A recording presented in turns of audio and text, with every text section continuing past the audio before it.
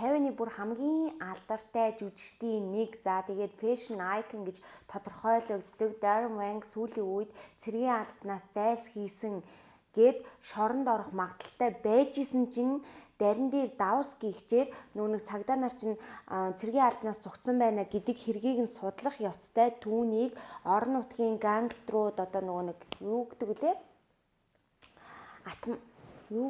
маф те орон нутгийн юм жижиг мафийг хүслөөд бүр энгийн 2 иргэнийг зодуулсан байна. Хүний амь насанд хүрэх гэсэн байна гэд нэг хамаг булхайнууд нь гараад ирсэн. Тэгээд яг энэ хоёр хил амнаас болоод яг одоо 50-нд бүр бөөн юм болоод байгаа юм байлээ. Тэгээ энэ талаар хэдүүлээ өнөөдөр ярьцгаая.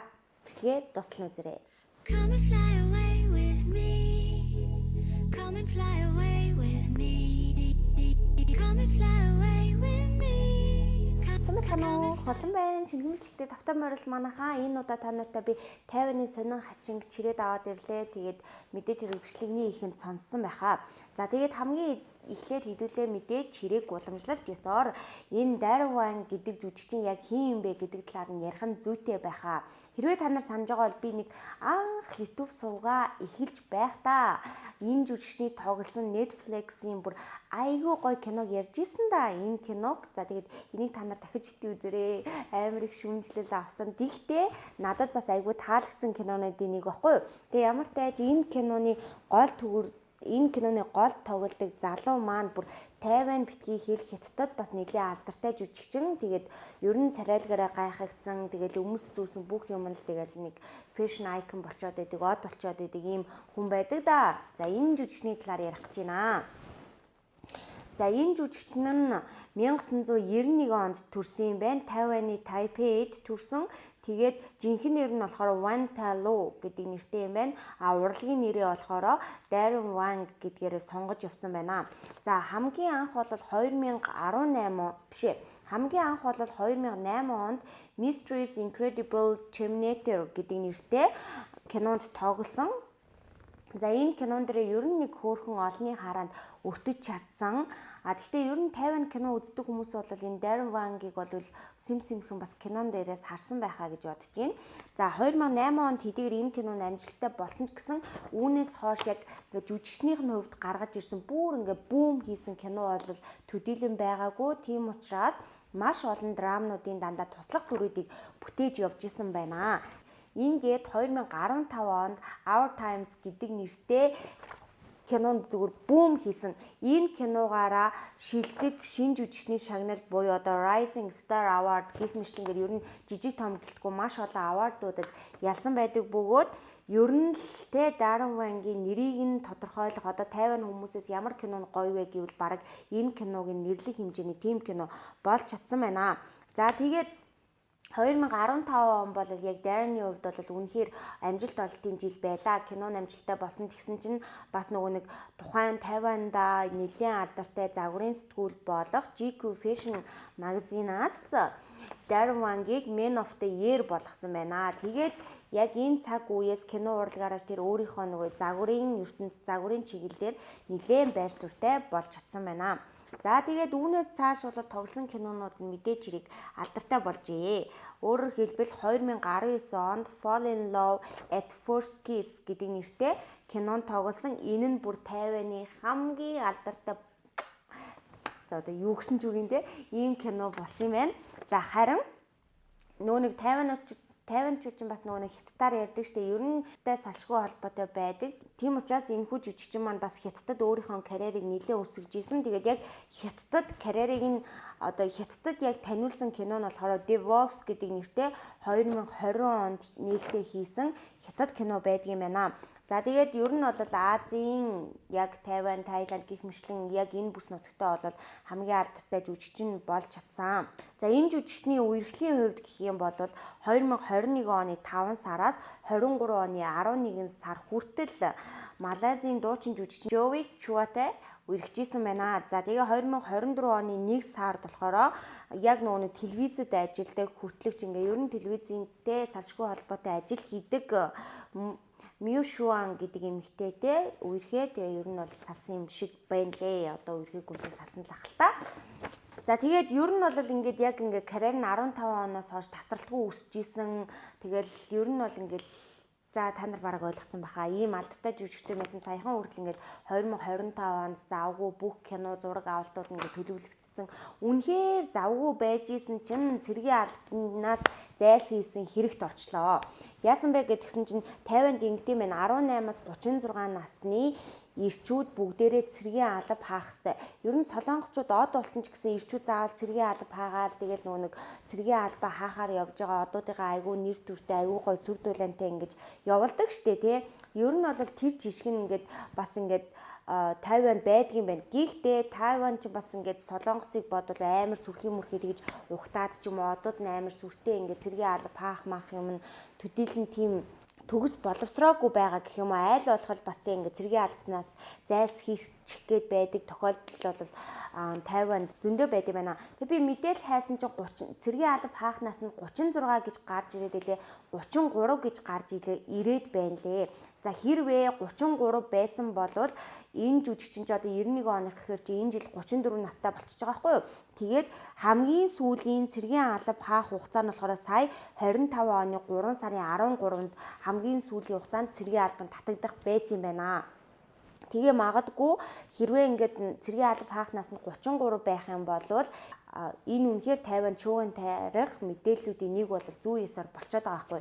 Яагаад гэж жүжигчин чинь 34 нас хүрчлээ. Тэгээд Тайванд хэрвээ цэргийн албанаас зайлсхийх юм бол 5 жилийн хорих ялтай байдгийм байна.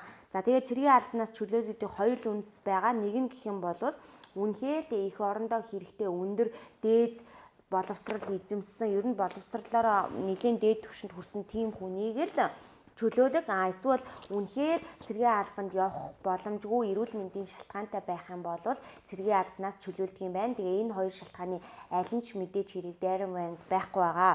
За ингээд хууль хэлтсийн байгууллагаас яг 1 сараас эхлээл Дайран Вангийг шалгаад эхэлсэн юм байна.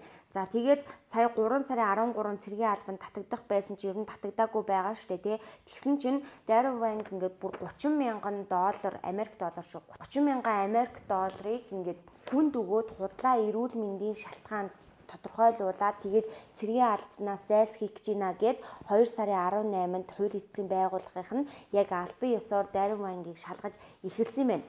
Тэгээ ингээд шалгалтын явцад цагдаагийн байгууллагаас бол 3 хүнийг илрүүлсэн. Нэг хүн нь болохоор зүгээр энгийн иргэн гэж байгаа байхгүй ямар ч олонний танил хүн бол биш. А энэ энгийн иргэн нь 2 эмнэлгийн байгууллагын хүмүүстэй хамтарч ажилладаг бөгөөд яг энэ эмнэлгийн мэргэжлийн хүмүүсээр нь ингээд цэргийн албанаас зайлсхийх гэж байгаа хүмүүст ямар нэгэн байдлаар юм худал онш тавиулаад эрүүл мэндийн шалтгаан тавиулангуудаа тэгээ цэргийн албанаас зайлсхийхт нь тусалдаг. Ер нь нэг энэ төрлийн бизнес эрхэлдэг хүн байгаад байгаа байхгүй юу?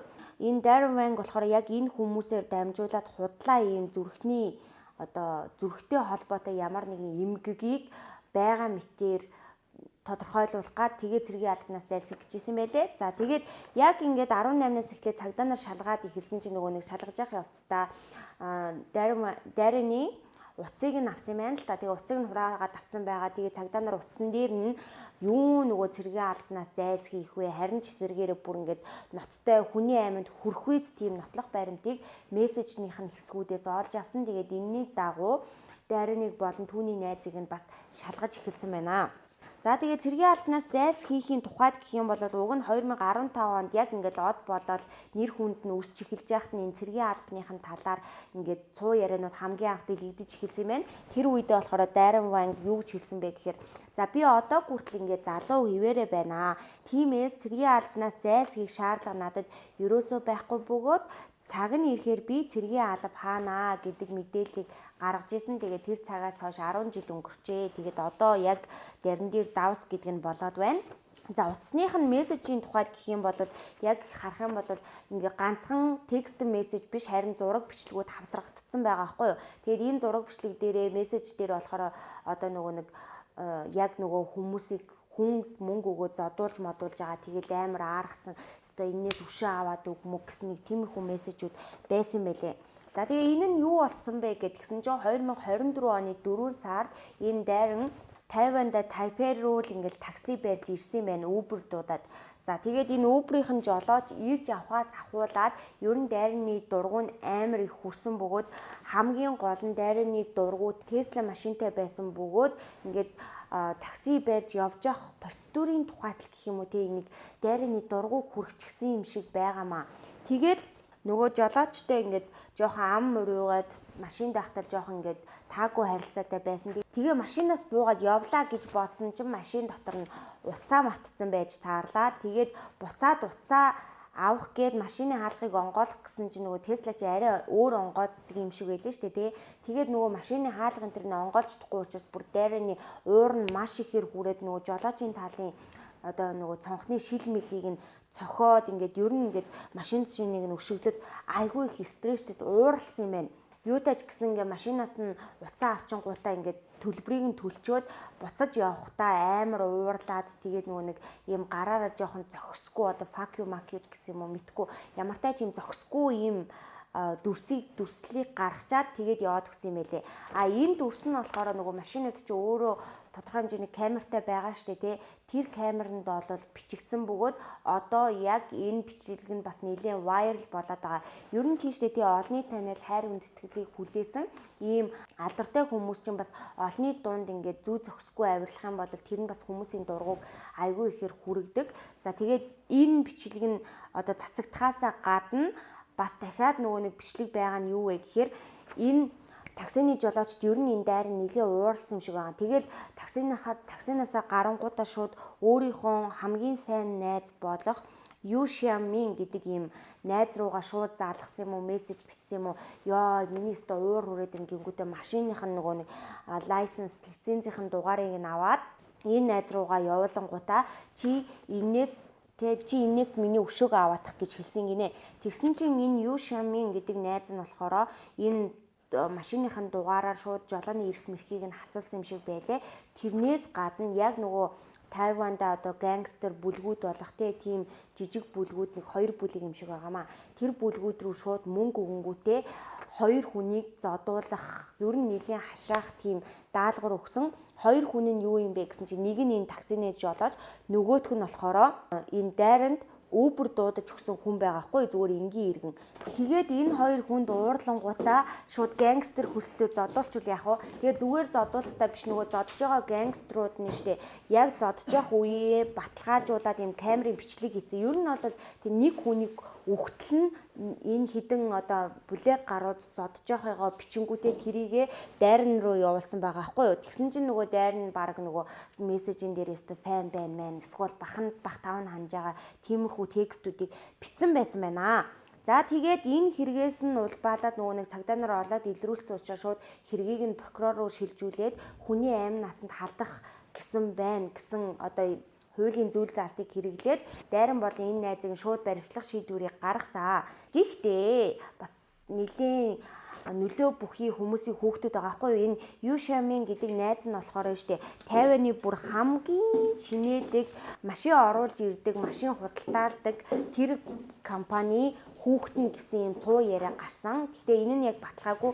Гэтэл ер нь бол нэлийн баян айлын хүүхд гэж үздэм байлээ. Харин энэ дайран ч болохоор өөрөө бас аав нь нэлийн баян байлээ. Аав нь Тайвандаа хамгийн чинээлэг эртний идэлт цуглуулагч байгаа хгүй юу. Тэгээд яг энэ шуугантай холбоотойгоор аав нь хүүхдийн талаар үг хэлэхдээ аав хүний хувьд хүүгээ ийм нөхцөл байдалд орсныг нь харах надад үнэхээр хэцүү байна.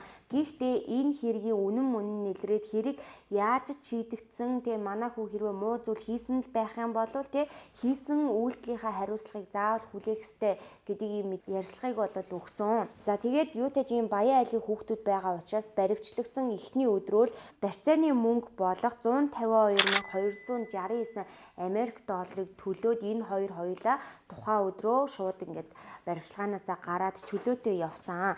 Ингэж баривчлагаанаасаа гараад явхдаа бас энэ дайраны гаргасан хүмүүст хандж байгаа тэр хандлагууд нь бас нэлийн хүмүүсийн дургууг нь хүргэсэн жоохон юм үл тоосон байдалтай эсвэл хит их инээгээд ч юм уу тийм нэг тийм педисэн маягтай л гарч ирсэн шиг байгаа. Тэгээ тэрэнд нь хүмүүс нэлийн дургуу байгаа. Ингээд нэлийн шүтэн байсан олны од чинь тийм ингээд одоо ингээд жоохон ингээд зэсэн цухуугаад гэх юм уу тий. Зэсэн цухуугаад ирэнгүүт чи хүмүүс өмнөх зүйлүүдийг нь ухаж гаргаж ирнэ шүү дээ. Ялангуяа хэвлэл мэдээллийнхэн тийм үү.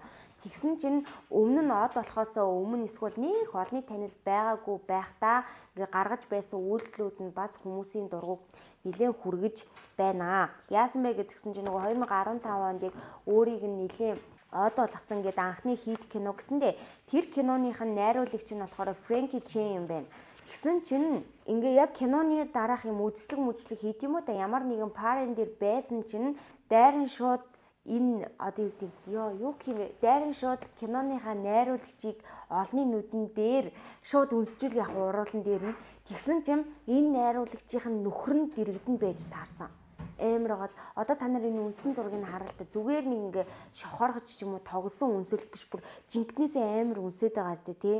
Энэ мишлингээр энэ одоо зүйлүүд амар шууган тариад байгаа гэх юм уу. Тэрнээс гадна бас ингээд олон нийтийн арга хэмжээнд дээр дайран шууд ингээд бүр нүцгэн заяа ингээд гарсан байлээ бас.